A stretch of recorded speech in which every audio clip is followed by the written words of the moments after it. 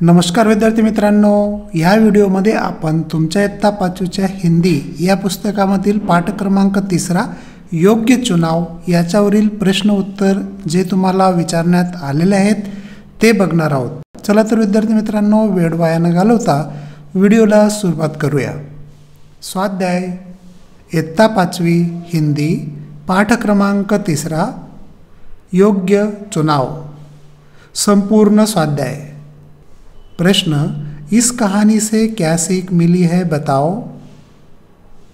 उत्तर, योग्य चुनाव। कहानी से यह सीख मिलती है कि चुनाव में व्यक्ति के गुणों को ही महत्व देना चाहिए। गुणी व्यक्ति ही अपने पद की प्रतिष्ठा बढ़ा सकता है। विद्यार्थी मित्रांनो, या स्वाध्यायामध्ये फक्त हा एकच प्रश्न होता।